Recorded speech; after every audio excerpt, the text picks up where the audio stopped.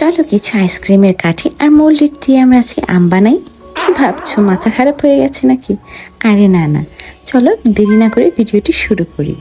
তার আগে যারা আমার চ্যানেলটিতে নতুন এসেছো তাদের জানাচ্ছি ওয়ার্ম ওয়েলকাম। তো প্রথমেই আমি এখানে রেজিন আর হার্ডনার পার্টটা মিক্স করে নিয়েছি।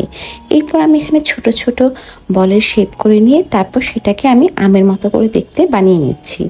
অবশ্যই এখানে পাউডার ব্যবহার করবে, জল ব্যবহার করবে না, তাহলে কিন্তু মাঝখানে মাঝখানে ক্র্যাকস হয়ে যাবে।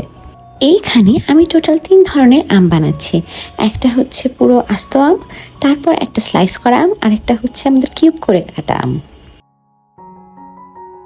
এইবার আমি একটা প্লেট বানিয়ে নেব। বেসিক্যালি আমার বাসায় এই মোল্ডেডের প্যাকেটটা প্রায় 2 বছর পড়েছিল, সেই জন্য শক্ত হয়ে গিয়েছে, আর মিক্সও করতে পারছিলাম না, তাই কোনো রকম করে প্লেটটা বানিয়ে নিলাম। প্লেট বানানোর পর এখন আমরা একটা ক্যারেট বানাবো। ক্যারেট বানানোর জন্য আমি এখানে ব্যবহার করছি আইসক্রিম স্টিক। এগুলোকে আমি সাইজ মতো কেটে নিয়ে তারপর এখানে ফেভিকলের যে অ্যাসিড গ্লুটা আছে সেটা দিয়ে জোড়া লাগিয়ে নিচ্ছি। তোমরা হয়তো দেখেই বুঝতে পারছো যে আমি এখানে 2টো ফ্রিজ ম্যাগনেট বানাবো, একটা প্লেটের ওপর আর একটাই ক্যারেটের ওপর।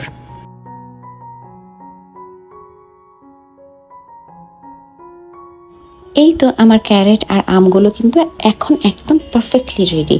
শুকিয়ে যাওয়ার পর আমি এবার এগুলোকে রং করে নেব। ক্যারেটটা রং করার জন্য আমি এখানে বার্ন্ট সিনের সাথে অল্প একটু পরিমাণে জল মিশিয়ে পাতলা করে তারপর ব্যবহার করছি। এটা করেছি যাতে করে একটু রাস্টিক একটা লুক আসে। এইবার আমগুলো রং করে নেব। তার জন্য আমি এখানে অ্যাক্রিলিক কালার ব্যবহার করছি, অরেঞ্জ, ইয়েলো আর গ্রিন কালার।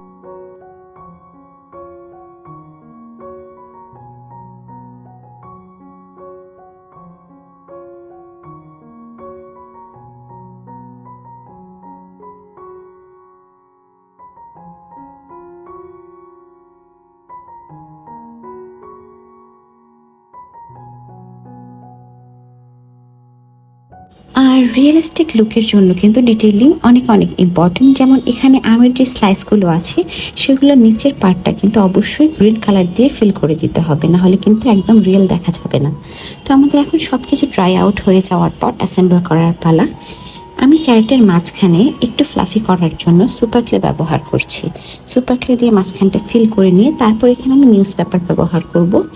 আপনারা চাইলে কিন্তু এখানে যে খড় থাকে সেগুলোও ব্যবহার করতে পারেন, কিন্তু আমার আশেপাশে কোথাও খড় পাওয়া যায়নি, সেজন্য আমি এখানে নিউজ পেপারগুলোই কেটে কেটে তারপর ব্যবহার করেছি।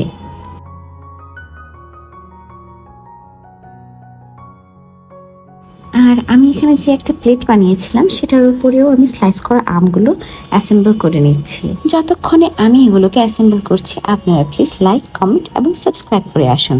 কি যেন একটা মিসিং মনে হচ্ছে না? আর এই রিয়েলিস্টিক আম বানিয়েছি আর পাতা লাগাইনি, এরকম কি হতে পারে? তাই এখন পাতাগুলোও লাগিয়ে দিচ্ছি।